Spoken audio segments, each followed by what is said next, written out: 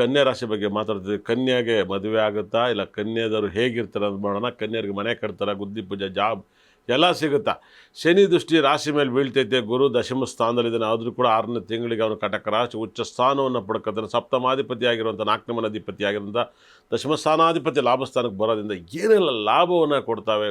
ಹೊಸ ವರ್ಷ 2026ರಿಂದ 2027 ಬರೋದಕ್ಕೆ ಏನೆಲ್ಲ ಸೂಪರ್ ಲಕ್ಕನ್ನು ತಂದು ಕೊಡುತ್ತೆ ನೋಡೋಣ. ವಿರಾಟ್ ಕೊಹ್ಲಿ ಕೂಡ ಕನ್ಯಾ ರಾಶಿನೇ ಕೂಡ ಖಂಡಿತ ಕೂಡ ಹೇಗಿರ್ತಾರೆ ಅಂತ ನೋಡೋಣ. ಮಿತಾ ಮೇಡಮ್ ಅವರೇ ಏನು ಹೇಳ್ತಾರೆ ಕನ್ಯಾ ರಾಶಿ ಬಗ್ಗೆ? ಕನ್ಯಾ ರಾಶಿ ಬಗ್ಗೆ ನಾನು ಹೇಳೋಕ್ ಮುಂಚೆನೆ ನೀವೆಲ್ಲ ಹೇಳ್ಬಿಟ್ರಿ.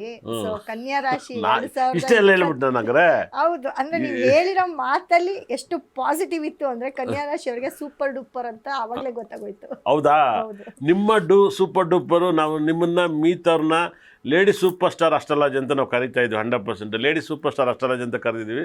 ಆ ಸೂಪರ್ ಸ್ಟಾರ್ ಬಾಯಲ್ಲಿ ಏನು ಬರುತ್ತೆ ನೋಡೋಣ. ಮಿತಾ ಕ್ರಿಸ್ಟಲ್ ನ್ಯೂಮರಾಲಜಿನ, ಯಾಕಂದರೆ ನೀವು ಕ್ರಿಸ್ಟಲಲ್ಲಿ ತುಂಬ ಫೇಮಸ್ ಆಗಿದ್ರೆ, ಹಾಗೆ ನೀವು ತುಂಬ ಫಾಲೋವರ್ಸ್ ಹೊಂದಿರ ಇನ್ಸ್ಟಾಗ್ರಾಮ್, ಫೇಸ್ಬುಕ್ಕಲ್ಲ. ಮಿತಾ ಕ್ರಿಸ್ಟಲ್ ನ್ಯೂಮರಾಲಜಿ ಅಂತ ಫೇಸ್ಬುಕ್ಕನ್ನು ಫಾಲೋ ಮಾಡ್ತೀರಾ, ಮಿತಾ ಕ್ರಿಸ್ಟಲ್ ಅಂತ ನೀವು ಇನ್ಸ್ಟಾಗ್ರಾಮಲ್ಲಿ ನಿಮ್ಮನ್ನು ಬಂದು ನೋಡ್ಬೋದು. ಇವಾಗ ನೀವು ಲೇಡಿ ಸೂಪರ್ ಸ್ಟಾರ್ ಆಗಿ ಈ 2026 ಭವಿಷ್ಯನ ಏನು ಹೇಳ್ತೀರಾ ಮಿತಾ ಕ್ರಿಸ್ಟಲ್ ಅವರೇ?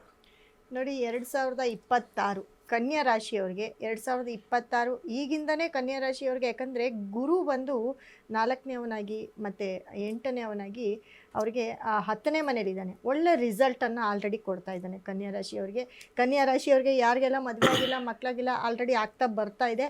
2026 ಕೂಡ, ಯಾಕಂದರೆ ಗುರು ಬದಲಾವಣೆ ಆದ ನಂತರನೂ, ಯಾಕಂದರೆ ಗುರು 10ನೇ ಮನೆಯಿಂದ 11ನೇ ಮನೆಗೆ ಅಂದರೆ ಲಾಭ ಸ್ಥಾನಕ್ಕೆ ಬರ್ತಾನೆ. ಸೊ ಕನ್ಯಾ ರಾಶಿಯವ್ರಿಗೆ ಅತಿ ಹೆಚ್ಚು ಲವ್ ಮ್ಯಾರೇಜ್ ಆಗುವಂಥದ್ದು, ಪ್ರೇಮ ವಿವಾಹ, ಲವ್ ಮ್ಯಾರೇಜ್ ಏನಿರುತ್ತೆ, ಯಾಕಂದರೆ ಸಪ್ತಮದಲ್ಲಿ ಶನಿ ಕೂಡ ಇರ್ತಾನೆ. ಹಾಗಾಗಿ ತುಂಬ ಚೆನ್ನಾಗಿ ಮದುವೆ ಯೋಗ ತುಂಬ ಜಾಸ್ತಿ ಇರೋದು ಕನ್ಯಾ ರಾಶಿಯವ್ರಿಗೆ. ಮತ್ತು ನಾನು ಹೇಳೋದು ಒಂದೇ, ಹೇಳ್ಬಿಟ್ಟು ಮದುವೆ ಮಾಡ್ಕೊಳ್ಳಿ, ಹೇಳ್ದಿರ ಮದುವೆ ಮಾಡ್ಕೊಬೇಡಿ. ಅದರಲ್ಲೆಲ್ಲೋ ನೀವು ಹೇಳೋ ಪ್ರಕಾರ ಓಡೋಯ್ತಾರೆ ಅಂತ ಹೇಳ್ತಾ ಇದ್ದೀರಾ. ಯಾಕೆ ಈ ಮಾತನ್ನು ಇಂಡೈರೆಕ್ಟ್ ಆಗಿ ಹೇಳ್ತಾ ಇರೋ? ಓಪನ್ ಆಗಿ ಕೇಳ್ತೀನಿ. ಯಾಕೆ ಅಂದ್ರೆ ಪ್ರೇಮ ವಿವಾಹ ಜಾಸ್ತಿ ಆಗುತ್ತೆ. ಶನಿ ದೃಷ್ಟಿ ರಾಶಿ ಬಂದ ಕಳ್ಳ ಕಾದಲ್ಲ, ಕಳ್ಳ ಲವ್ ಈ ತರ ಆಗುತ್ತಾ? ಇವಾಗ ಎಷ್ಟೋ ಜನ ಒಬ್ಬೊಬ್ಬರು ಡೈವರ್ಸ್ ಆಗಿರುತ್ತೆ, ಅವ್ರಿಗೆಲ್ಲ ಮದುವೆ ಆಗುತ್ತಾ? ಹೌದು, ಡೈವರ್ಸ್ ಆಗಿರೋರಾಗಿರ್ಬೋದು, ಡೈವರ್ಸ್ ಆಗಿರೋರು ಅವರೇ ಒಂದಾಗ್ಬೋದು, ಅಥವಾ ಡೈವರ್ಸ್ ಆಗಿ ಬೇಡ ಅನ್ಕೊಂಡಿರೋರು, ಅಥವಾ ವಿಧವೆಯರಾಗಿರ್ಬೋದು, ಗಂಡಸರಾಗಿರ್ಬೋದು, ಲೇಡೀಸ್ ಆಗಿರ್ಬೋದು, ಹೆಂಡತಿಯನ್ನ ಗಂಡನನ್ನ ಕಳ್ಕೊಂಡಿರೋರಾಗಿರ್ಬೋದು. ಇವಾಗ ಚಿಕ್ಕ ಏಜ್ ದೊಡ್ಡ ಏಜ್ ಮದುವೆ ಆಗುತ್ತೆ. ಇವಾಗ ಕೇರಳದಲ್ಲಿ ಒಬ್ರು ಇದ್ದಾರೆ, ತುಂಬಾ ಏಜ್ ಆಗಿರೋನು, ತುಂಬಾ ಇದಾಗಿರೋರು ಯಾವಾಗ ರೀಲ್ಸ್ ಆಗ್ತಾ ಇರ್ತಾರೆ. ಅಂದ್ರೆ 60 ವರ್ಷದವರು 30 ವರ್ಷದವ್ರು ಮದುವೆ ಆಗೋದು, ಈ ತರದ ಏನಾರು ಇಲ್ಲ 40 ವರ್ಷದ 25 ವರ್ಷದ ಮದುವೆ, ಈ ತರ ಏಜ್ ಡಿಪೆಂಡ್ಸ್ ಮದುವೆಗಳೆಲ್ಲ ಆಗುತ್ತಾ? ಕಾಲೇಜ್ ಹುಡುಗಿ ಏಜ್ ಆಗಿರೋರು ಮದುವೆ ಆಗೋದು, ಈ ತರ ಇದೆಲ್ಲವೂ ಕನ್ಯಾ ರಾಶಿಯವ್ರಿಗಾಗುತ್ತೆ. ಇಲ್ಲಿ ಏನಪ್ಪ ಬರುತ್ತೆ ಅಂತಂದ್ರೆ ಏಜ್ ಫ್ಯಾಕ್ಟರ್ ಆಗೋದಿಲ್ಲ, ಅವರ ಒಂದು ಪ್ರೀತಿನೇ ಇಲ್ಲಿ ಮುಖ್ಯ ಆಗುತ್ತೆ ಅಂತ ಹೇಳ್ತಾ ಇದ್ದೀನಿ. ಸೊ ಇಲ್ಲಿ ಬಾಂಡಿಂಗು, ಬಾಂಧವ್ಯ ಅತಿ ಹೆಚ್ಚು ಆಗೋದೇ ಕನ್ಯಾ ರಾಶಿಯವರಿಗೆ. ತುಂಬಾ ಲವ್ ಅಲ್ಲೇ ಮುಳುಗಿರ್ತಾರೆ.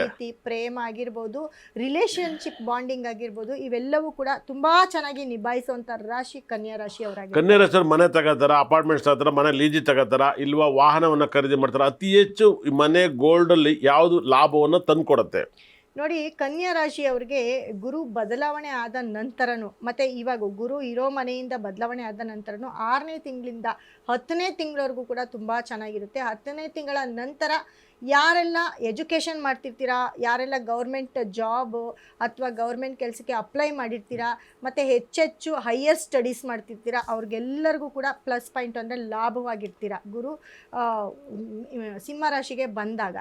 ಅದಕ್ಕೂ ಮುಂಚೆ ಎಂಥ ಕೆಲಸ ಕಾರ್ಯ ಮಾಡ್ತಾಯಿದ್ರು ಕನ್ಯಾ ರಾಶಿಯವರು. ನೋಡಿ, ಅವರು ಬೇರೆ ಕಡೆ ಕೆಲಸ ಮಾಡ್ತಿರ್ಲಿ, ಅಥವಾ ಅವ್ರದ್ದೇ ಒಂದು ಸಂಸ್ಥೆ ಇರಲಿ, ಯಾರಾದರೂ ಈ ಬೊಟಿಕ್ಕು ಮತ್ತು ಪಾರ್ಲರು ಈ ಥರ ಯಾರೆಲ್ಲ ನಡೆಸ್ತಿರ್ತಾರೆ, ಸ್ಟಿಚ್ ವೇರು, ಬಟ್ಟೆ ಅಂಗಡಿಯ ಒಂದು ಕೆಲಸ ಯಾರು ಮಾಡ್ತಿರ್ತಾರೆ, ಇವರೆಲ್ಲರಿಗೂ ಕೂಡ, ಈ ಗಾರ್ಮೆಂಟ್ಸ್ ಇಟ್ಟಿರೋರು, ಓನಾಗಿ ಗಾರ್ಮೆಂಟ್ಸ್ ಸ್ಥಾಪಿಸಿರೋರು, ಇವರೆಲ್ಲರಿಗೂ ಕೂಡ ತುಂಬ ಲಾಭ ತರುವಂಥ ಒಂದು ವರ್ಷ 2026 ಆಗಿರುತ್ತೆ. ಸೂಪರ್, 100% ಯೋಗವನ್ನು ಕೊಡ್ತಾನೆ.